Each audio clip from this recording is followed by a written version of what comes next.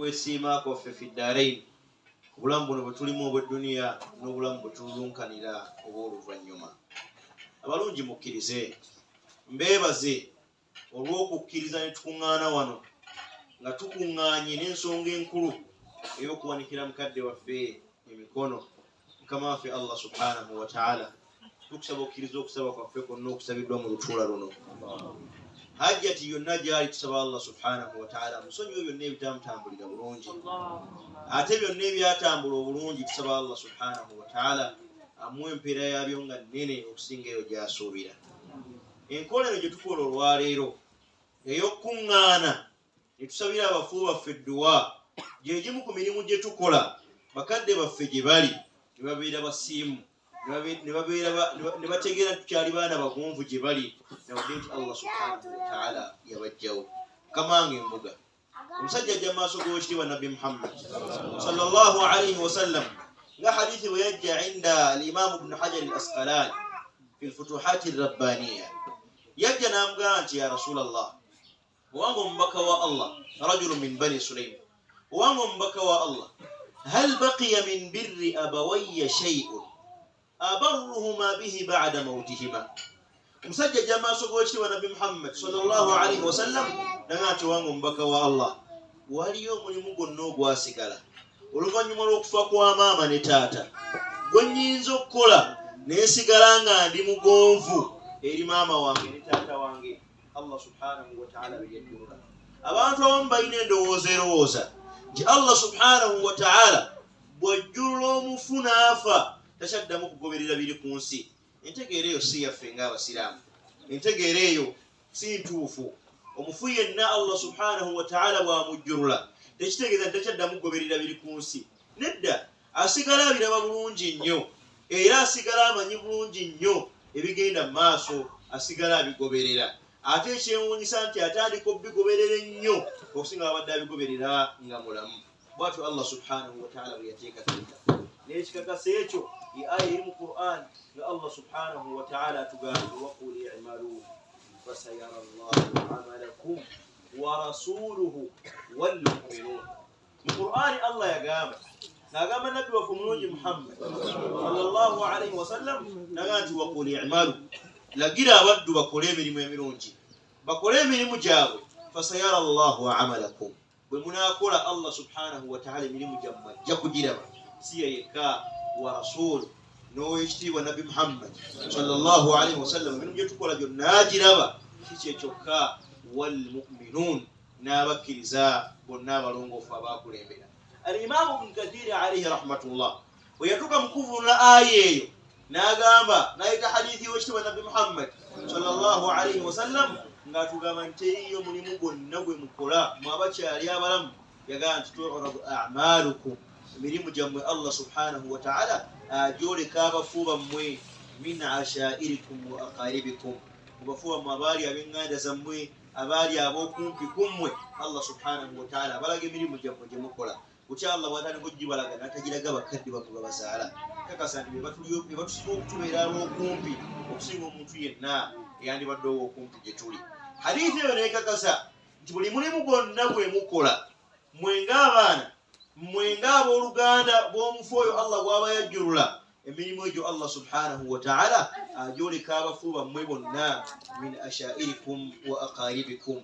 Yagamba sallallahu alayhi wa sallam, bwe mmanga bye mukoze birungi, nkana khairan, bwe mmanga bye mukoze birungi, bali abali mu ttaka beebaza Allah subhanahu wa ta'ala olw'okukola kwammwe obulungi. Wa inkana ghaira dhalik, bwe kibanga bye mukoze si birungi, weewuunye ng'abali mu ttaka bo bagamba nti Allahumma alhimuhum wahdihim kama hadaitana. Allah abantu baffe balungamye, Allah nabo batereeze nga naffe Allah subhanahu wa ta'ala bwe watulungamye. Bw'abanga ali mu ttaka asabira ggwe omulamu n'osiŋŋaana omulya mmere ng'agamba nti ebyokusabira abafu ebyo tebiriiyo. Owekitiibwa Nabbi Muhammad sallallahu alayhi wa sallam mu njigiriza eyo n'atuyigiriza nti omufu yenna asabirwa, omufu yenna asabirwa, era byonna ebimukolebwako asigala abiraba bulungi nnyo n'amanya nti mmwe ng'abaana mweyisizza bulungi ne mumwogerako wakati mu kuba nti takyali mu mmwe. Omusajja ono wajjiwa Nabbi Muhammad sallallahu alayhi wa sallam n'amugamba nti owange omubaka wa Allah, maama taata baafa eriyo omulimu gwonna gwe nnyinza okukola ne mbeera mugonvu eri maama wange eri taata wange owekitiibwa nabbi Muhammad sallallahu alaihi wasallam yamugamba naam emirimu wegiri mingi ddala kino wammanga gye njagala okwogerako hadithi ebeerenga hadithi yange gye muli olwaleero fundikira ebigambo byange insha Allah. Ekigambo kye yasookerako ddala nabbi Muhammad sallallahu alaihi wasallam yamugamba nti as-salatu alayhima wal istighfaru lahum.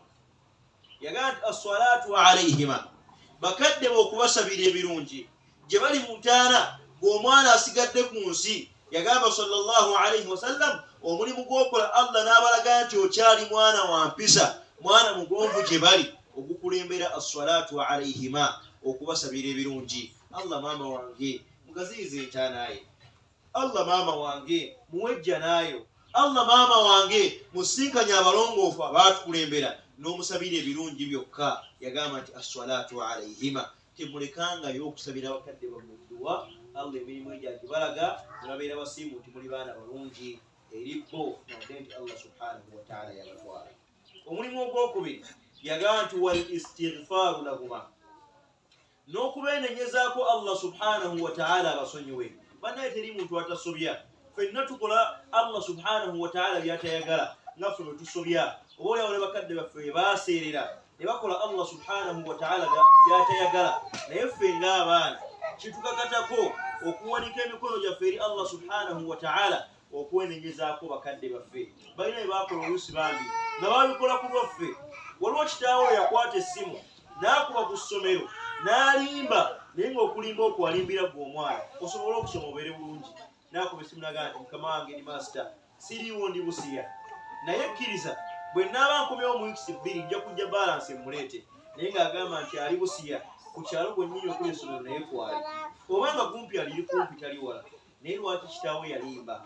Bambi yalimba olw'okuba gwe omwana Ajeti Fauziya ogende ku ssomero osome obeere kyoli olwaleero.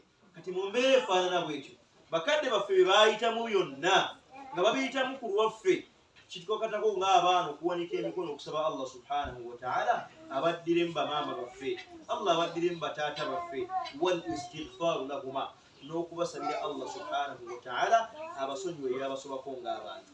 Ate bwe kituwa bakadde abakyala bamaama bambi bamanira okusukka ensalosalo za Allah subhanahu wa ta'ala ne bagwa ne mu shiriki olw'okubaffa abaana.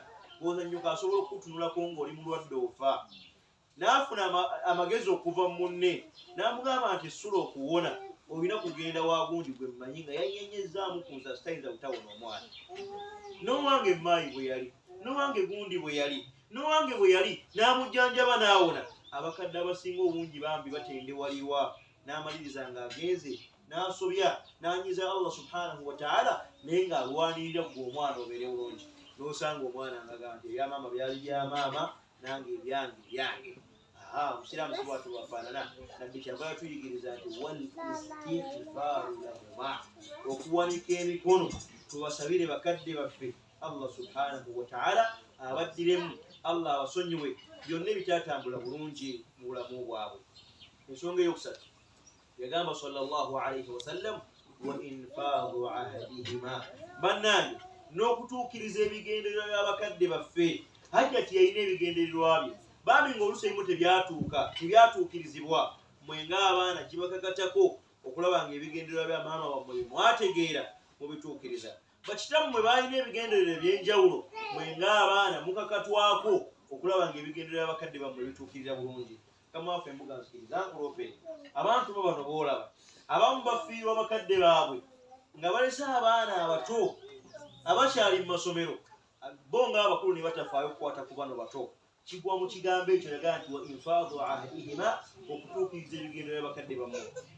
Nga mukadde bwe yalina ekigendererwa gw'osoma omaleko, n'okituukiriza n'osoma n'omalako, bwe yandibadde alina ekigendererwa ekyo kubona omulala akyaliwo omuto naye amuggusa asobole okubeera nga gwe booli. Allah subhanahu wa ta'ala bw'amuggyawo obunaanyizibwa obusigala buli mu mikono gyammwe okutuukiriza ekigendererwa ky'abakadde bammwe, nga ne baana abato mulina okubalwanirira batuuse ekigendererwa ekyo kitammwe kyandibadde abaagaliza. Infaadhu ahdihima, okutuukiriza ebigendererwa byabwe.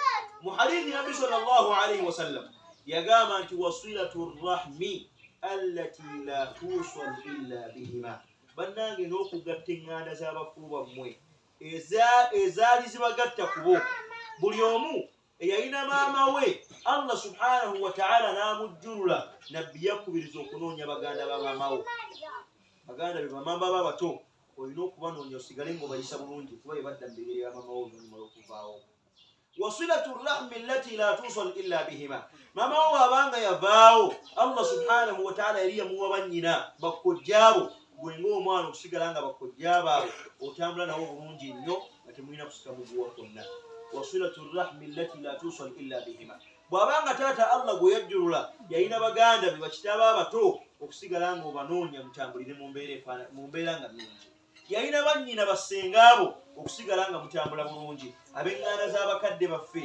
nabbi sallallahu alaihi wasallam yatukubiriza okusigala nga tubanoonya tutambula nabo mu ntambula esinga okubeera ennungi yamaliriza agamba sallallahu alaihi wasallam wa ikramu sadiqihima bannange bakadde bammwe balina emikwano balina bannaabwe nabbi sallallahu alaihi wasallam n'atukubiriza ng'abaana okusigala nga tuyisa bulungi emikwano gy'abakadde baffe Allah subhanahu wa ta'ala oluvannyuma lw'okuba nga abajjulula hajjati yalina banne yalina mikwano gye oluvannyuma lw'okuvaawo kwe mukakatwa bulungi nnyo mmwe ng'abaana okunoonya mikwano gy'abakadde bammwe n'okubayisa obulungi oba oliawo munasinkana Allah subhanahu wa ta'ala nga abalaga bakadde bammwe nga basiimuku mmwe naye oluvannyuma lw'okuvaawo kwabwe ne muyisa bubi mikwano gyabwe manye omanya nti bakadde bammwe gye bali mu ntaana tebabeera basiimu n'olunaku n'olumu bannaye tunoonye emikwano gy'abakadde baffe abantu abo basigala bakadde baffe bulungi nnyo bamanyi bakadde baffe okusinga ffe bwe tubamanyi wallahi toyinza tegeera kitaawo okusinga mukwano gwe kitaawo ne mukwano gwe bamanyiganye nnyo okusinga gwe lw'omanyi kitaawo yensonga lwaki bw'obeerawo oluusi nga ali ne mukwano gwe amukwala ng'ogaa nti wange sula jangu tuve mu baana balina emboozi gy'otamanyi eyabajjanga mu mmwe abaana balina ebyabo ebya babiri ebyasembezanga omukwano ogwo omungi maama we ebyabagobyangawo n'abagamba abaana muveewo musituke olutune twagala okunyumya n'anyumya ne mukwano gwe kikakatako ng'omwana okusigala nga mikwano gya mukaddewo bwe banyumyanga emboozi z'otaamanya omusembeza oddayo banoonye mutambulire ku peesa eyo nga mukaddewo yaliwo bwe batambuliranga ewamu mukama wange hadithi eyo nzikiriza ngisibirira ekidaala kino abantu wano baddeyo batereeze emikwano egy'abakadde baabwe okugiyunga okumanya mukwano gwa kitaawo alidde kaki mukwano gwa kitaawo asula atya mukwano gwa maama wo ali mu mbeera ki obuvunaanwa obutereevu gwe ng'omusiraamu okulaba nga tokutukawo nankolegana wakati wo na mikwano gy'abakadde bo wakati mu kubanga Allah subhanahu wa ta'ala yabajjulula wekitiibwa nabbi Muhammad sallallahu alaihi wasallam n'atusibirira ebigambo ebyo nga tusomesa kutya bwe tugenda okubeera abagonvu wakati waffe ne bakadde baffe oluvannyuma lw'okubanga Allah subhanahu wa ta'ala abajjuludde bannange ebigambo ebyo nga bwe tubyogedde mbasaba buli omu abirowoozeeko omukadde wona ddala nga Allah subhanahu wa ta'ala yamujjulula kubanga ge makubo mwe tuyita okubeera abagonvu eri abantu abo kadde wange sema okusaba okkirize nime kuwangula ebigambo byakusukkako wano naye nsaba Allah akkirize obubaka bwange bube nga butegeerekese bulungi musaba omulungi Allah subhanahu akkirize okusaba kwaffe kwonna kusabe mu kidaala kye mukama waffe Allah hajjati gye yajja tukakasa nti gwasinga okumanya embeera gy'alimu bwebanga embeera gy'alimu nnungi